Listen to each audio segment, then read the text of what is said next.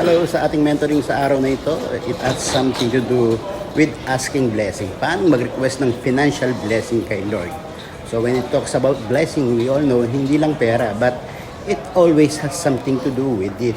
Sabi nga na money is not the important thing in this world. That's so very true. But it touches everything that is important. Although hindi siya ang importante, pero involved siya lagi dun sa lahat ng ginagawa natin sa buhay. So it is also important that we consider something before we ask for money. Una, check your heart motives. Kaya ang tanong, why I do want more money?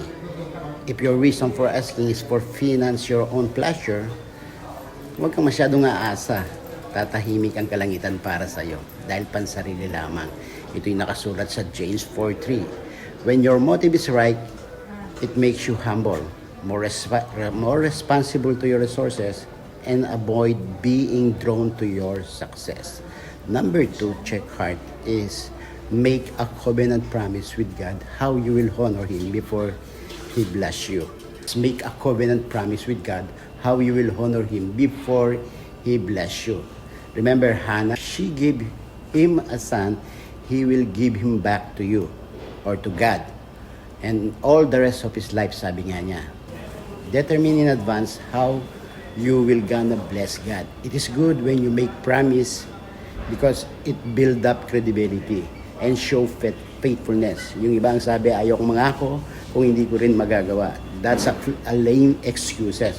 It's really good that you make promise para ma-build up yung credibility mo at yung faithfulness mo kay God. Remember, God is a God of promise. He made promise because He is credible and faithful sa ginagawa niya. So He also want us to make promise. Number 3 is, don't be timid to be bold when you ask. Huwag kang aas ng sakto lang, Lord. Sabi mo, dakalan mo naman, Lord. Ibig sabihin, Lord, damihan mo na para mas marami akong mapagpala. Sa 1 Chronicle 4:10, si Jabez, sabi niya, Lord, bless me indeed. And God grant His request according to the word of God. So, huwag kang mahiya na humingi ng marami para marami kang mapagpala. Number 4 is, don't forget to be faithful with what you already have. So, importante po na masaya ka na ngayon kung anong meron ka at maging tapat kang manager dito.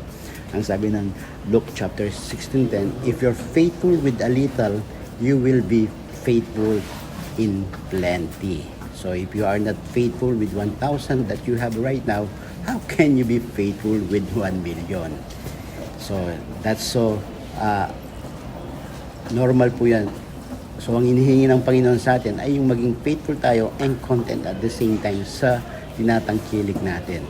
Remember, the Bible says, this attitude will guard your heart. Huwag kayong mag-impo ng mga kayamanan dito sa lupa. Dito yung maninirang insekto o kalawang at may nakakapasok na magnanakaw. Sa halip, mag-impok kayo ng kayamanan sa langit, do'y walang naninirang insekto at kalawang at walang nakakapasok na magnanakaw.